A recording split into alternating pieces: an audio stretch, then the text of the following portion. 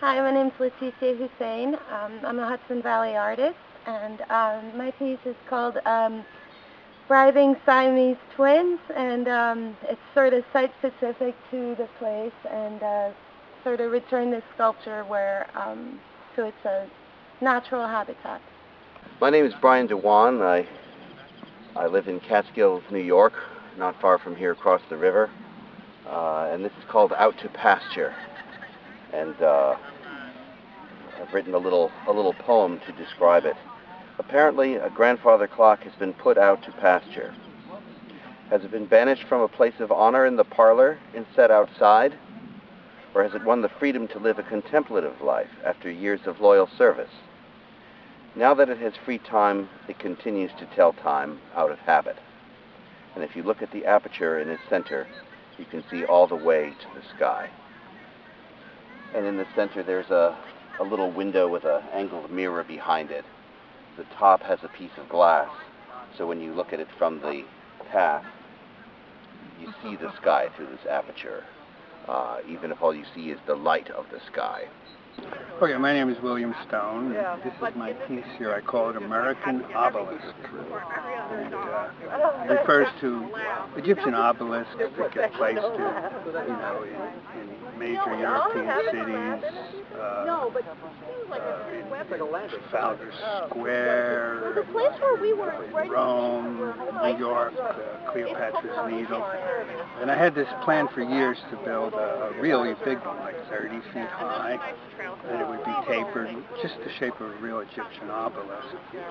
And I was thinking of doing it here because I thought it would be near the house, it would kind of fit in, some sort of historical thing. People would confuse it with some thing from, from the 19th century.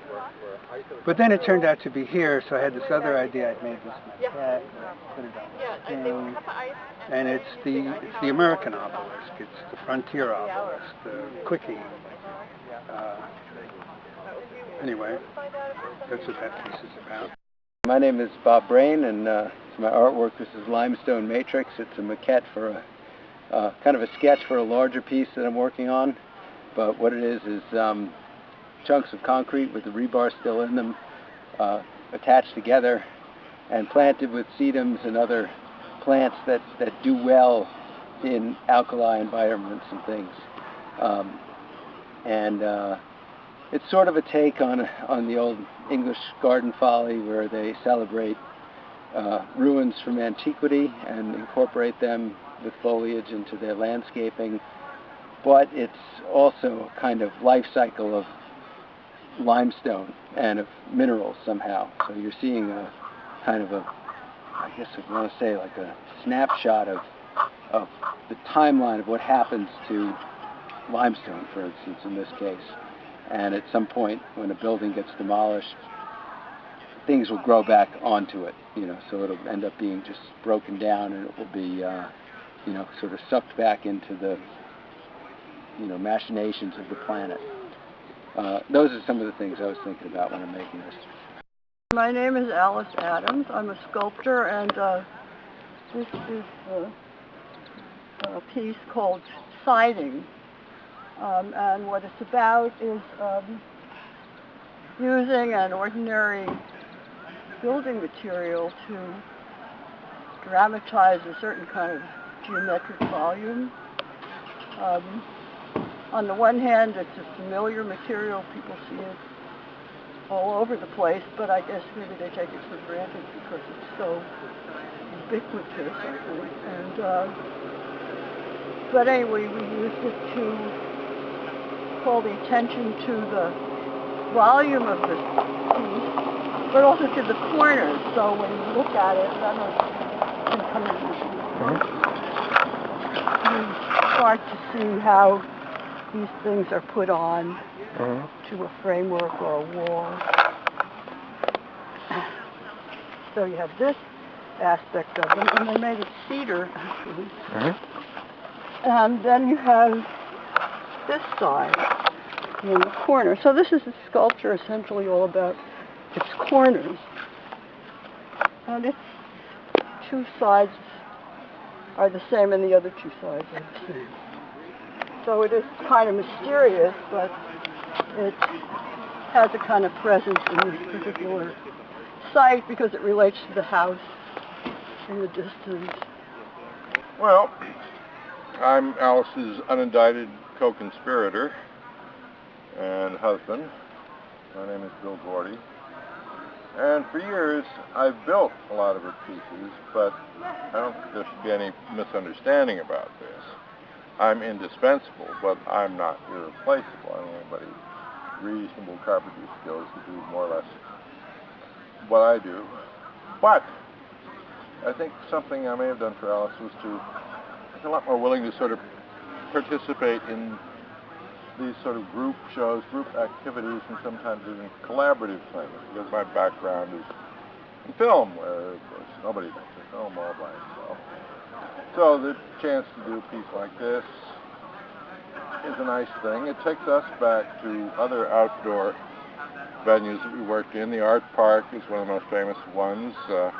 There, it turned people loose there, gave them a little money, and they could go wherever they want. The Nassau County Museum in Roslyn used to do things like this, and it's sometimes the site works, sometimes they're not, but it's the show where somebody says, go do whatever you want. And Alice likes that, and so do I.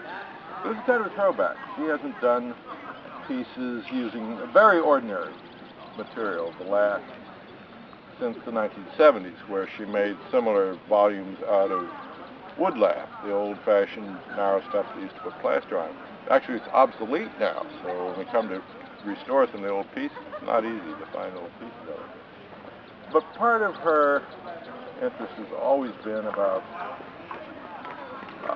sort of the subtleties behind the ordinary. What could be more ordinary than siding? But you look at it, and Alice always likes to stretch the envelope a little bit. The side that you're looking at, that's a 4-inch exposure. That's what you do on a house. Round the other side there, that's completely impractical. There's only about a 1/2 inch of overlap. You would never do that on a house. The little fragile edges of the siding are exposed up on top there. It's a pain to do that. We have to protect them when we move it. But that has always been a part of Alice's work, a respect for structure, but also always kind of a little twist. This is, it's just like, no, it's not. It's just not like. So we're working with this on a cloudy day, and as a consequence, we're not really getting the reflection of the sun in this bar of bronze. But the bar of bronze is my height. So when this actually takes the reflection of the sun, it presents a pure bar of light that is essentially my height in a horizontal orientation. It's sort of like looking at that Da Vinci Man where he's spreading his arms and saying, this is my physical height as well. And the mass of that bronze is about twice my weight. And it rests on a very sensitive bearing, so that at any time in the year, you can easily orient these hundreds of pounds of bronze to reflect the sun. And the nature of the bar is that it distributes the whole image of the sun across the entire bar. So if we were looking at this on a bright day, it would literally burn out the exposure on your video, and it would just look like you had this blank, shining bar. But in fact, for a person, you're actually seeing the reflection of the sun all the way across it. So I'll go up and just give this a flick, and it'll turn briefly, and then I'll reorient it to where it would reflect the sun if we weren't completely overcast.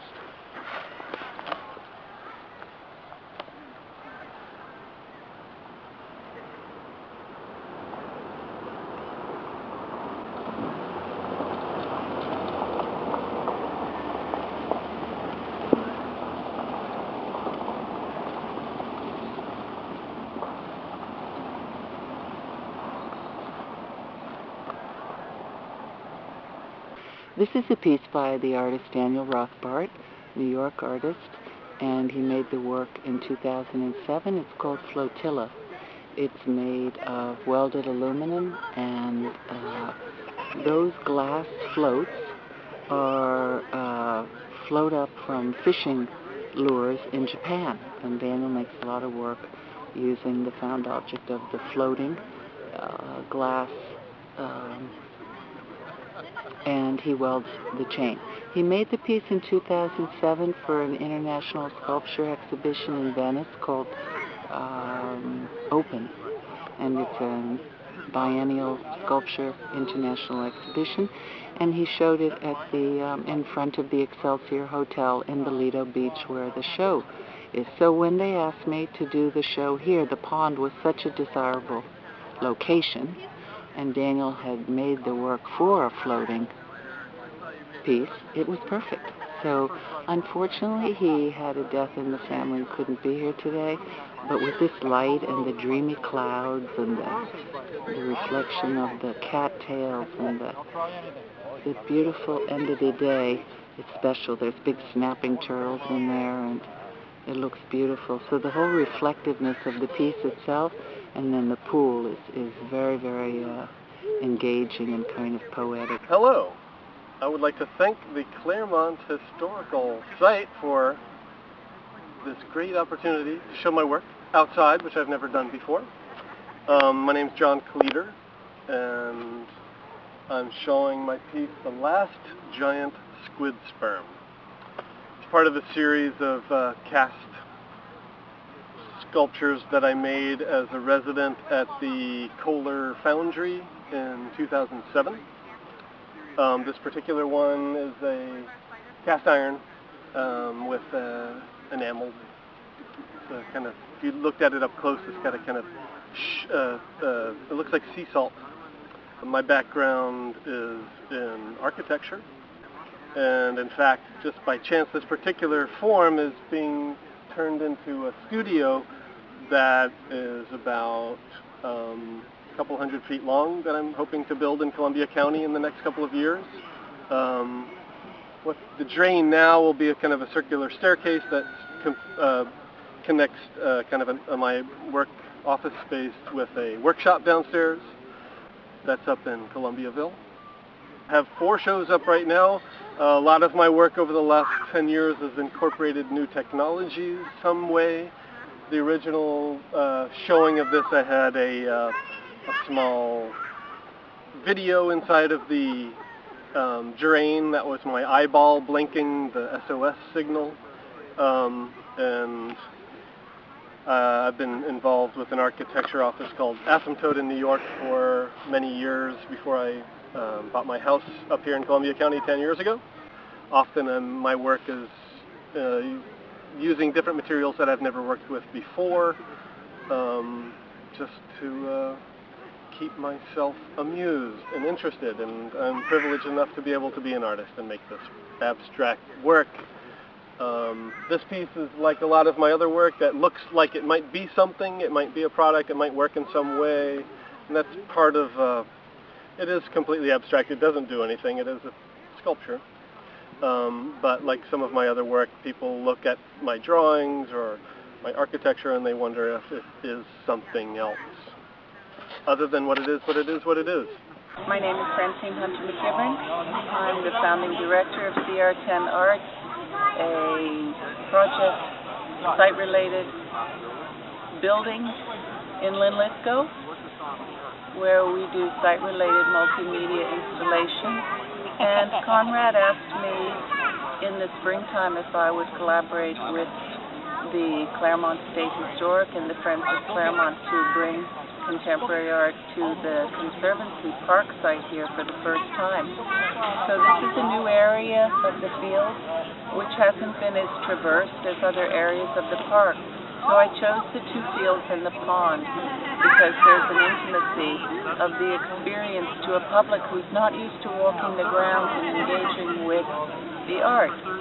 So Potential Fields, a Meandering Algorithm is the title of the show, and it refers both to the Conservancy, how many years it's been here, the beauty of the nature and the intention of the family, but yet there was always the potential to show art. And the potential fields also refers to Maxwell's theory in physics, which is the electromagnetic field between spatial algorithms, and it's a fundamental part of robotics.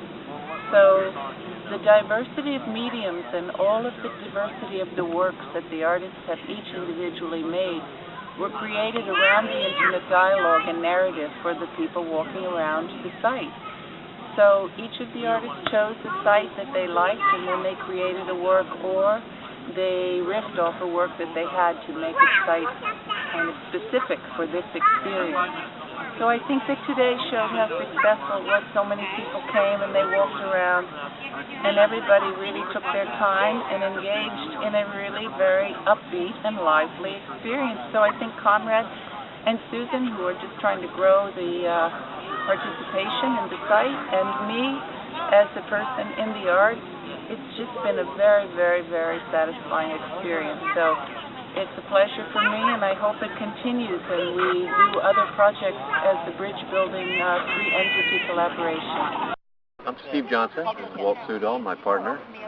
We're art collectors based in upstate New York, New York City. And we know Francine from her space CR10. We also have an art foundation up in Hudson that we've been setting up. And we came here to see the outdoor sculpture, and we're truly in awe of sort of the setting and the nature, as well as the artwork. And it's really pretty phenomenal to walk around through the nature of the grass and the wildflowers and encounter the sculptures as well, most of which seem to play off of nature in one way or another in the setting, and we found it absolutely beautiful. We hope Clermont does it again.